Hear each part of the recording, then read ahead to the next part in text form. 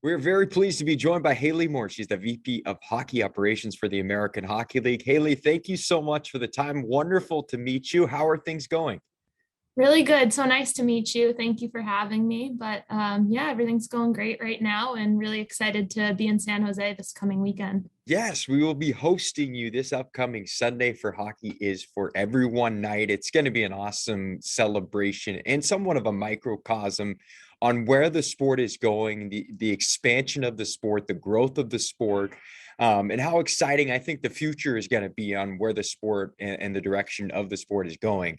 One thing I'm really excited about is our officiating crew. We're going to have a couple of females on the officiating crew. That's something in my 7 years with the club we've never had. We've never had a female Lions person or a referee. We'll get one of each going into Sunday's game. You're going to drop the ceremonial first puck. We're going to have women's Zamboni drivers. We're going to have our youth program, our girl junior Sharks. They're going to have a shootout competition during the intermission. So we're going to have lots of different things that are going to accompany this upcoming Sunday. I don't know if you're aware, but it's also our Pucks and Paws game. So we're going to have dogs in the Oh building as my well. gosh. So I That's don't know if you're a dog amazing. fan, but really excited to have you going into this upcoming weekend. Will this be your first trip to the Bay Area? Yes, it will be. So really excited about that. And it looks like you guys are hitting all the high points for me. So I didn't realize it was going to be pucks and paws, but I'll get all of the top things going on in San Jose. Really excited. Yeah, we've got to kind of just throw it all into one bag so we can really entertain you. We've got a brand new building being built right now, but we'll give you an opportunity to check out the SAP Center. And then I don't know if you have a chance to kind of swing by our practice rink as well and check out the new arena. But a lot of stuff is going on right now when it in regards to the American Hockey League and what we've got on tap. I want to talk about your role. This is your first season as the VP of Hockey Ops for the American Hockey League. What a fabulous hire. I know everybody was really excited when you came on board, and I'm sure you're still getting your feet under you and things are still going 100 miles per hour. But give us an idea what the day-to-day entails of your role as the VP of Hockey Ops for the AHL. Yeah, no, it's been definitely quite a whirlwind. I just hit the 1 year mark in the role, and of course, we're just living through unprecedented times. So no day is the same, I would say, in my role. But I have an awesome group that we work with here, based out of Springfield in our AHL offices, and our hockey operations crew is great, and everyone is kind of in an all hands on deck mentality. We wear a lot of different hats here at the AHL, and everyone has their hand in many different things. But I oversee our officiating program, our supplemental discipline, a lot of our COVID protocols, our in-arena protocols, et cetera. So as you can imagine, with the schedule kind of the way that it is, it's every day is a little bit different, but there's a lot going on at any given point as well. So going into next year, looking ahead a little bit, and we all hope that COVID continues to be in the rearview mirror, although it's turned its ugly head a couple times this year and affected scheduling. But for the most part, things have rolled along this season. Looking ahead, though, as you're able to get away maybe from the impact of COVID-19 affecting not only attendance, and our All-Star game was postponed again this year, but all that has kind of went into it. Next year, will things kind of begin, if we're able to get beyond this and again have it in our rearview mirror? How will things kind of settle down for you? And will there be a little bit more of a, I would say, consistency on a day-to-day basis with the job? Yeah, definitely. I mean, I think I'll get into a little bit more of a rhythm, and I've already seen that as time has progressed here. But as I've continued to learn about the role itself, and how we can best support our teams, I think I've kind of understood ways that I can continue to have an impact and change and improve and progress things as well. So it's, one, getting used to what my day-to-day operations are, and then two, like where can I go from there, and what can we do to continue to evolve and improve. So there are definitely some steps that we've taken forward in that sense this year, and some things that I'd love to implement starting with this, the start of next season as well. So just continuing to look really at development, and as the AHL, where that's our our role here, and that goes for our officials as well. It goes for our teams, and what can we really do to continue to work to develop on that side of things. And there's a lot more that I think we can continue to do from the league level. So whether you're working for the league or for an individual team, I think everybody that works in pro sports and hockey in general, you've got to have a major passion for the sport. You played collegiate hockey at Brown. You've been in management roles. You've been in coaching roles. Now you're working for the American Hockey League. But I want to go way back. When did the passion first get ingrained? When did you fall in love with the sport? Oh, it was so early for me. I started, I have an older brother. He played hockey. I started playing, street hockey with him when I was really young. I got on the ice when I was around 2 or 3, and I started playing hockey when I was 4. So I fell in love with the sport immediately. I made my parents kind of truck me all over the place. I played on 3 youth teams all at the same time. I would finish a game and then make my parents take me to public skating so I could stay on the ice. So I fell in love with it really young, and it's kind of fueled me the whole way here. So nowadays, it's probably a little bit more common to look and see female hockey players that you can idolize. But when you were a young kid, was there a female hockey player that you looked up to, or were there NHL players that you idolized and wanted to be like? It was both, definitely. To start off, I was like the only girl who was playing hockey in my town. And then, I didn't really have too many other people to look to. I grew up in the Boston area. I watched the Bruins. I was a diehard Bruins fan, and I loved Sergei Samsonov. He was my favorite player for a long time, until I started seeing women playing the game too. And that '98 Olympics was huge for me as a young girl playing hockey, and to see those women on the world stage competing. Obviously Cami Granato is a huge piece of that puzzle, but my hero growing up was Sandra White, who was a member of that team. She lived in the town next to me, so she was just so close, and it was kind of a tangible thing for me to see my neighbor, competing as part of Team USA, and she was my idol growing up. Where do you see the sport at right now in the health of women's hockey? We know there's a professional hockey league now for women that you worked in. We'll go into that in a little bit. Of course, we're just coming off the Olympics, which is always exciting. The US and of course Canada playing in the gold medal game. But where do you see women hockey and the state of women's hockey, and where do you see it going over the next couple of years?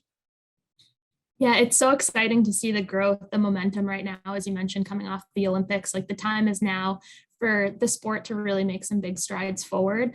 But for me, to kind of reflect on how much growth has already happened is really kind of special. And, I think about the number of opportunities that I had growing up, and then I had when I was in college, and then, after college, and now to look back and see how many more opportunities there are for women, whether it's at the youth level, collegiately, professionally. There's so many more opportunities now. And I'm far removed from the game, but I'm not that far removed in terms of, when I last played. So I think that the strides forward that have already been taken, within the past 20 years are so significant that it's really exciting to see where the game is going here. But we're going to see a huge shift in continuing to kind of take the momentum off the Olympics right now. And I think that there are more eyes on the sport right now than ever. Well, I got to ask, are you ever getting still on the ice? Do you play in any adult leagues? Or are you still lacing them up? I do, every chance I get. It's definitely hard during our season, so I'm on the ice more in the off season. But I still love playing the game more than I ever did. And any chance I get to hop on the ice, I'm there. We're talking to Hayley Moore. She's the VP of Hockey Ops for the American Hockey League. In her first now, you just said, you mentioned you just finished up basically your first year. So congratulations. You got a year officially under your belt. And just to add a little extra adversity, of course, we're going through a global pandemic when you took on the job. You played again. You played at Brown. Then you were an assistant coach for a little bit at Boston University. So you've coached, you've played, you've been in a front office role. When did you come to the point in your life when you realized that you wanted to have a career in hockey? When did that seem like it was something that was obtainable as well? When did that passion start to brew within yourself? Yeah, great question, because it was kind of a transition and a process for me. Like for so long, I loved playing the game, and that was really the only place I saw myself fitting.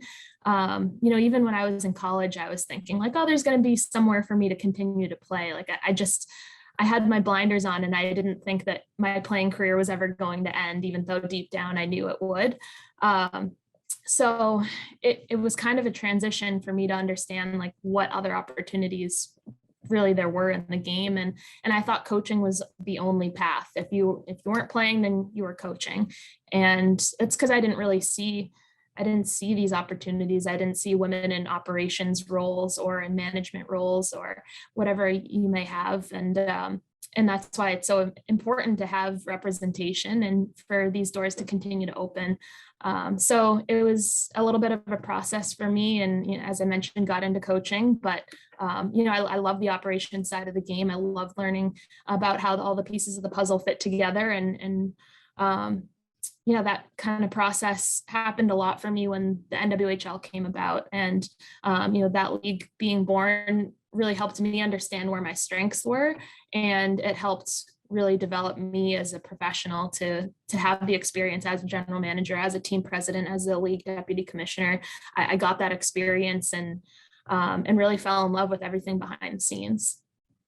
Do you see there being any sort of limits to where you could take your career? Do you have any long-term goals? And I don't know if you want to divulge that, but now that things have opened up for you over the last handful of years and your career has continued to grow and you've built that equity, does it feel like there is no limit to where you could go? And where do you see yourself maybe in the future? Where would the ceiling be for you? And maybe there is no ceiling. Yeah, I hope there's no ceiling for me and for everyone else.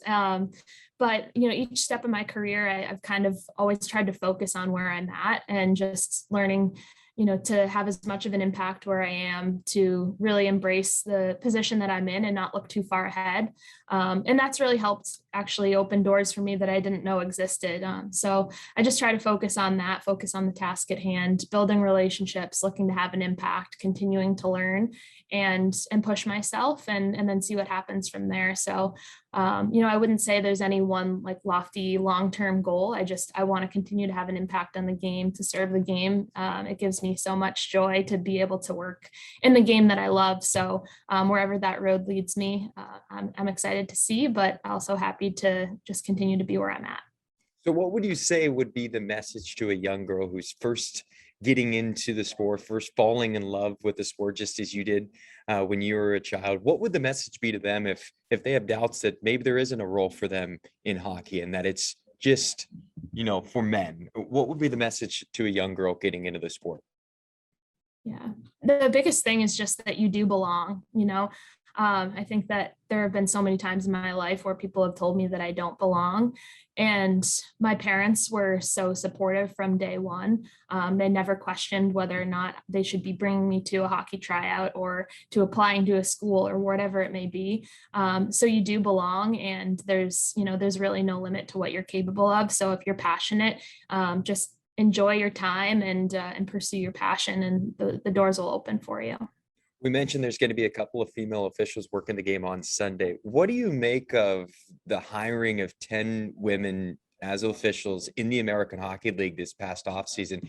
It's one thing, I think, to work in specific roles. To be on the ice, though, be in the game as an official, I think is just incredible. So what do you make of it, given the fact that women are starting to get an opportunity from an officiating standpoint as well?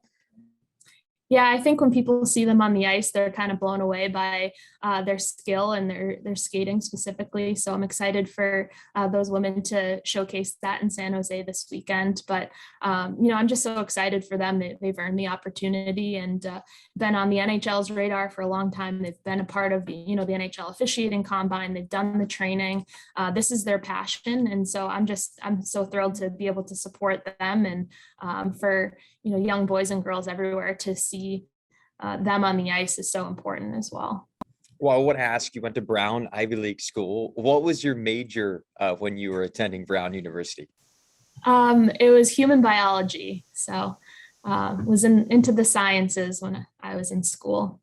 So when you chose that as your major, I'm assuming you weren't thinking hockey at that moment. So what about the sciences kind of piqued your interest? Yeah, that's a really good question. I think I was so focused on playing hockey in college as well, but I knew, I need to choose something to study. And I thought human biology was so cool because I could learn about how the body worked and I could apply that to sports. So, I really had no idea what I wanted to pursue long term, but I felt like it was fascinating to me to learn about the body more and kind of apply that to my sport. So that's kind of where my interest was piqued. And it obviously is not what I'm necessarily pursuing right now, but I think it helps, especially during these COVID times, understand some of the bigger picture conversations that we're talking about. So you work for the Boston Pride, the National Women's Hockey League. It's now known as the Premier Hockey Federation. So they've since changed the name since you worked in the league. You were in a front office role. Again, we mentioned that you've played and you've been a coach. So what has been the biggest difference between working for an individual club and now seeing it from more of a global perspective, working for a league? You're working for the American Hockey League. So what has been the biggest difference between moving from a singular team to working for a league?